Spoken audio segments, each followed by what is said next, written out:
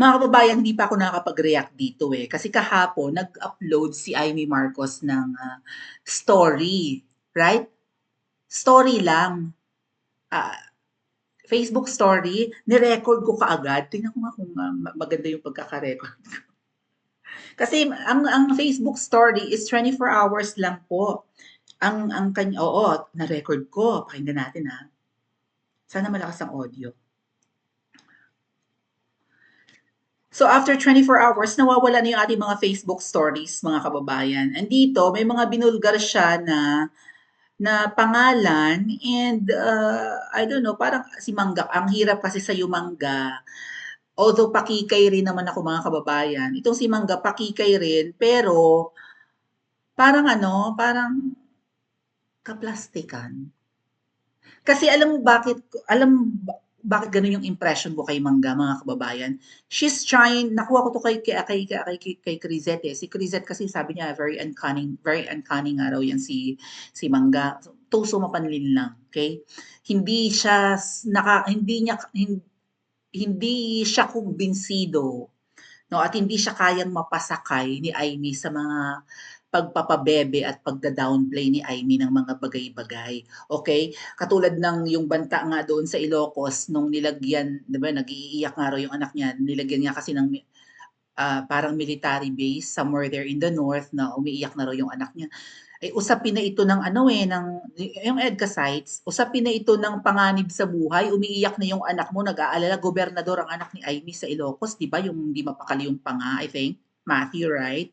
Matthew Marcos Manotok. So, usapin na ito ng life or death. Pero si Aimee, pag nagkwento, ay, nakakaloka, yung anak ko nga, ay, yung anak ko nga, di ba? Umiyak na sa akin kasi hindi niya gusto yung paglalagay ng EDCA sites to. So, kinokontra, kunwari niya yung EDCA sites, pero yung expression ng mukha niya, what? Epekto ba yun ng Botox? Epekto ba yun ng Botox? Oh, anyway, pakinggan po natin yung nirecord ko. Baka malakas naman ng audio. Tingnan natin.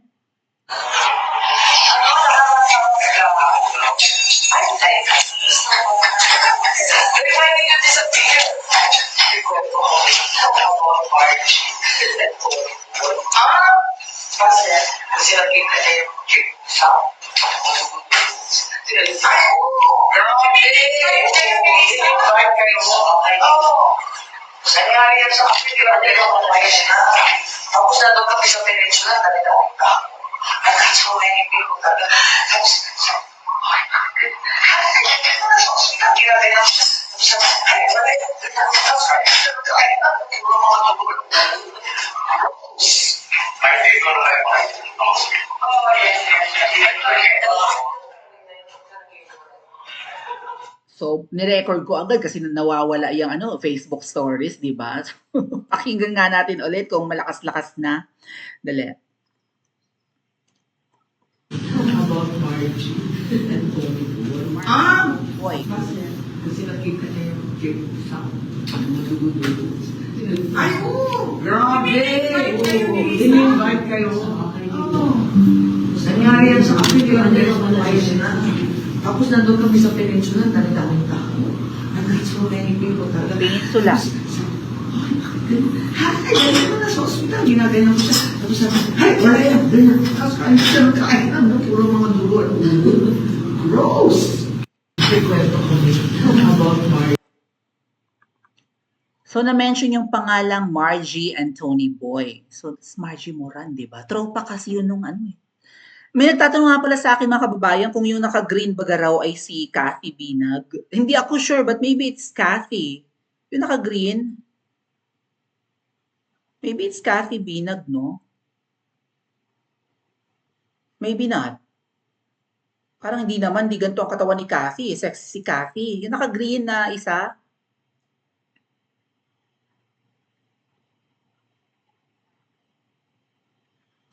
Hindi si Kathy, no? Hindi kita ba ang naka-green? Kasi yung naka-green na isa. Yung nakatalikod. Yung naka-stripe ng ng parang, no, it's not. Hindi ganyan ang katawan ni Kathy. Pero, yeah, may isang post mga kababayan na let's see. Basahin natin. Okay? Where is it? May na-mention si Mangga na nosebleed.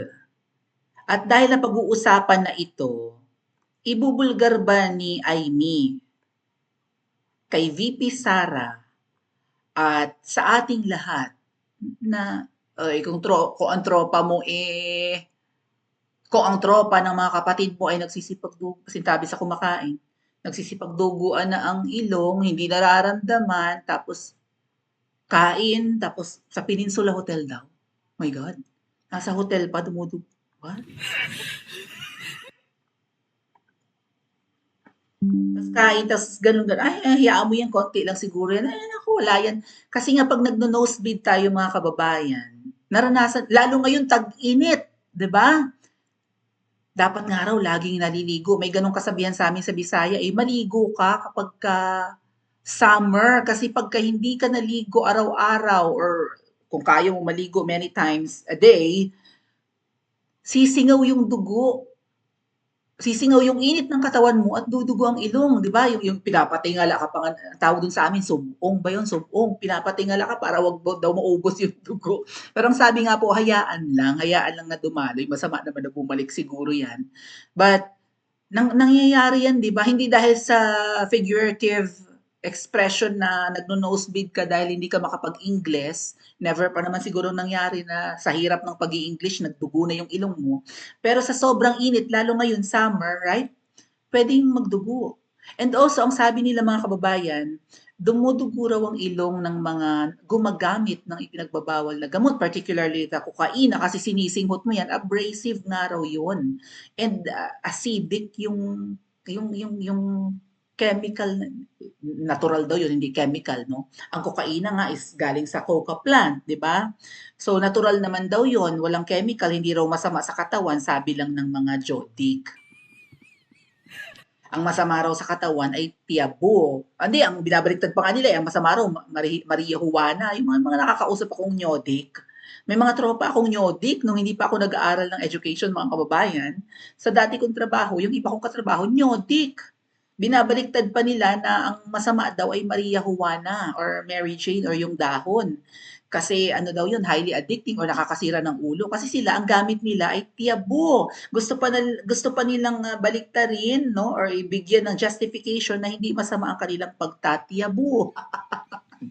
Ang tiabo po, according na rin kay PRRD, may, 'di ba, yung crystal meth or yung methamphetamine ay may lahok na tubig ng baterya ng jeep. Ay, sino ba naman ang hindi masisiraan ng bait? Chemical nga yun. Yung tubig sa baterya ng jeep, isa sa ingredient ng paggagawa ng tiabo. Lumiliit nga yung iris, is it iris or pupil? Basta yung itim ng mata natin, nagsishrink yan. Tingnan niyo yung mata ni Dingdong Dantes. I'm not saying na ano siya ha, nyodik.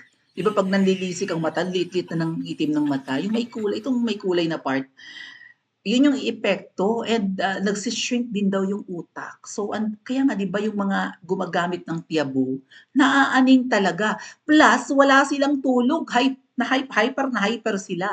Walang tulog ang mga nyodik, kaya 'di ba? Pandagdag oras nga raw yan, sabi ng PNP chief. Kasi kaya sila nag-a-addict, pandagdag ng oras. Bakit itong si Marbil at saka yung spokesperson na si, yung mukhang tomboy, yung may Nunaldine, bakit pag nagsasalita sila may mga ano sila, may ano tawag diyan, may speech defect. Is it coincidence lang? Parehong pulis. Sino ba yun? Yung spokesperson na tomboyita ng PNP na may Nunaldine. Pag nagsasalita ay hindi mabanggit yung letter F para tilang Ricardo or sa Batang Quiapo na yan, Coco Martin. Pampadagdag daw ng oras. Kaya nagtatiyabo. Biktima lang daw sila ng ano. So, wala ka nang tulog, 'di ba? 48 hours, maybe more than that, 72 hours kapag tuloy-tuloy kang gumamit, ayaw mong malobat, gusto mo gising na gising ka, wala ka pang panlasa. Wala ka nang tulog, wala ka pang kain, aning-aning talaga ang aabutin mo. And to tell you the truth mga kababayan, may isa akong pinsan na natutong gumamit niyan. And may mga nakikita yata siya ng mga fictional, yeah, right? May mga guni-guni ba siya? May nakikita siya mga fictitious na mga character, minsan may nakikitang demonyo or what. At ang nabanggit niya sa akin, nung mga bata pa kami, nalulung kasi yung isang kamag-anak ko sa ganyan. Sabi niya, inuutusan daw siya na laslasin yung kanyang pulso. At ginawa niya. Pumunta siya sa gitna ng tubuhan at naglaslas siya ng pulso niya. Ang dami niyang laslas. Alam nyo, mabuti nakita ng isa ko pang tiyahin ko na yun na may aning-aning naman talaga. Siguro kulang sa buwan nung ipinanganak. Hindi, parang napapunta siya sa gitna ng tubuhan at nakita niya nakahandusay doon ang kanyang pamangkin. Gumanon-ganon yung tiyahin namin. Ayun, nalaman na doon nakahandusay, mabuti na agapan. Hindi na ubusan ng dugo. Yan ang epekto. Tapos itong mga tropa, mga pangalang nabanggit ni Aimee Mangga, ay mga tropa ng kanyang kapatid. Nakakalurkay, no? So, kung ang yung Voltes 5, yung mga closest friends, yung 5 mga magkakalapit na kaibigan ng kapatid mo ay dumudugo na ang ilong, ay anong ginagawa ng kapatid mo? Besides Aimee, ilang taon ka na? Siguro 60 ka na. Ang kapatid mo, malamang 60 na rin, no? Mahigit 60 ka na. Huwag mong sabihin hindi mo alam mula pagkabata na gumagamit ang kapatid mo. Ay lumabas nga raw sa isang magazine, nababanggit pa yung isang banda. Anong banda yun? Na ang syupatembang mo raw ang tagabili ng bulto-bulto, no? Na kokaina. Nasa dulo ng dila ko? Nasa dulo ng dila ko, paki-mention. Banda. International band. Buntot daw ng buntot sa kanila yung singiwi. Kung saan-saan man sila may concert. At siguro, parang napapahiya na yung tatay. Rolling Stones. Thank you, Ate GQ. Rolling Stones. Shout out EFG. Buntot ng buntot sa Rolling Stone. Is it a magazine? And is it the name of the band? But, ang ginawa daw ng tatay, ay parang 'di ba, pinatangay, right? Or parang pinakaladkad na singiwi, no? Pinapuntahan na ng PSG. Binitbit na kasi buntot nga rin ng buntot sa Rolling Stones na band. Nakapublish eh. So, hindi mo alam mula pagkabata, Mangga, ni walang alam ng mga elite. Alam nga ni Nikki Cosseteng. Galing mismo sa bibig mo. Nung, according to Pebbles, magkausap kayo. Na ikaw mismo ang nagbanggit ng asin. Parang tinanong daw ni Pebbles na, yan nga si Pebbles siguro makakasuhan nga ng cyber libel or whatever. Kaya lumipat na sa kabila para hindi na siya paghigantihan. Hindi nga raw kasi mapaghiganti ang mag-asawang niya. Galing mismo kay Pebbles. Ano sabi? Nalaman mo na ba alam mo na ba yung about Lisa? Ay mismong si Ivy raw nagbanggit, yung nagpabili siya ng asin?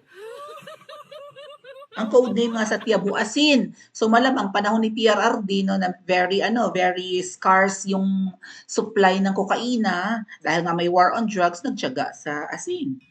Mahal ang kokaina eh. Ang kokaina hindi yata tumutubo sa Pilipinas. Not sure though. Not sure. Kasi may napuntahan akong bundok sa Kabisayaan na merong bunga ng isang halaman na pinaamoy sa akin at ang amoy ay coke. Not sure if that's a coke plant, mga kababayan. Pero as in, amoy ng Coca-Cola, yung inumin talaga. May naamoy akong ganang halaman somewhere in Visayas. But I think, hindi naman ginogrow ang coke plant, no, or yung coca plant, or yung pinanggagalingan ng kokaina sa Pilipinas. So it's imported. Ay may war on drugs si PRRD. So malamang hindi maipuslit sa Pilipinas kung imported yung kokaina. Diba? So baka nagtiyaga sa kung ano ang available. Lalo desperate singiwi noon eh. Tinalo ni Lugo, kaya nga singiwi, di ba? Nagkaroon siya ng vlog na eme na may COVID. COVID bang talaga? Yung namayat siya, tumanda siya, natuyot siya ng bonggang-bongga. Na-depress daw siya. Nagka-COVID or na-depress at tapos nung na-depress sa pagkatalo ni kay Lugaw noong 2016, wala naman siya naging trabaho hanggang 2022, right? Hanggang nag-pandemic pa. Grabe siguro ang stress ng asawa niya no, sa kanya. Muntik ka na nga raw magkahiwalay, tumira na nga raw ng Thailand yang si Liza Tanas ng 1 year. Basahin ko lang. Nosebleed daw, sabi ni Aimee, according sa isang article. Senator Aimee seemingly confirms that she witnessed some people bleed their noses in Peninsula Hotel. She related this experience during her visit with VP Sara in Davao. Sa Davao, yung video kanina. This 1 minute plus live video is viral. Many people have made allegations that people close to the president, Aimee's brother, use illegal substances. This can be an alleged clue to a long-hold theory of allegations by the president's critics. Here is a draft transcript o ito yung verbatim of the live video. I tried my best to transcribe. Sabi ni Aimee, may kakwento kami, pagpasok ni VP Sara kanina, may kakwento kami about Margie and Tony Boy kasi nakita niya, tinuturo siguro yung naka-green, kay S. Sino yung S? Dumudugo yung ilong, grabe. Sino si S? Tapos sabi ni Sara, nakita kay S. Dumudugo yung ilong. Sabi ni VP Sara, oo, di ba in-invite kayo ni Lisa? Yun yung sinabi ni VP Sara kanina. Tumango yung babae, yung naka-green. Aimee, nangyari din yan, na-invite din sa akin isang beses or twice na tapos andun kami sa Peninsula, dami-daming tao, so many people talaga. Baklang-baklang ate nyo, plastic. Pagpasok ni VP Sara, chumismis agad ang ate nyo.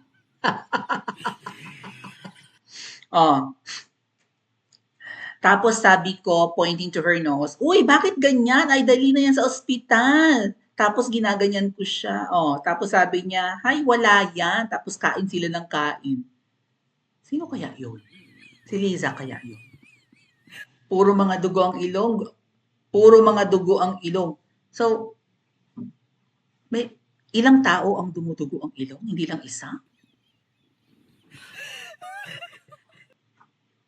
Dali na raw sa ospital, dumudugo ang ilong. Kasi di ba manhid naman si Kati nga manhid eh. Kahit na nagdi-drip na dito, ang kung ano mang fluid from the inside, ay manhid nga eh. Siguro numb yung lugar na to, yung area kung kapag after mong suminghot or nagpahid sa gilagid mo ng kokaina, manhid na yan. So, kung ano man yung pumapatak-patak niya, meron ba? Ganun-ganun na lang. Pero I think kung ikaw ay figure conscious or conscious sa iyong appearance, pag may nagsabi na, may muta ka, what? Kung kakaagad sa lamin, what? Saan banda? Himuta ka kagad, tanggal ka kagad ng morning glory mo, di ba? Or sandali, meron kang lumalabas yung iyong anes, yung kulangot ever. Ay, patingin nga, Kims! Ganun agad. Wa pa kills na kasi, ang importante ay masarap ang aking feeling nasa alapaap, kain, may panlasa. At natural naman ang kokaina, hindi. Ating, ang kokaina ay highly addictive. Okay, natural, galing sa halamang coke or coca plant. 'Di ba? Kaya nga ganun yung lasa ng coke kasi ganun nga yung coke na inumin, parang ganun yung yung amoy at lasa ng or lalo na yung amoy, no? Yung scent ng coca plant. So, highly addicting yun. Kapag nasimulan mo at nagamit mo na, para ka nga raw si Superman, parang ikaw ang pinakagwapo, pinakamaganda, pinaka-talented, pinakasikat, ikaw ang star. Yun daw ang feeling. Kaya nga kahit sintonado si Ngiwi, siguro kanta ng kanta, right? Feeling rakista, ang dulo nyo, right?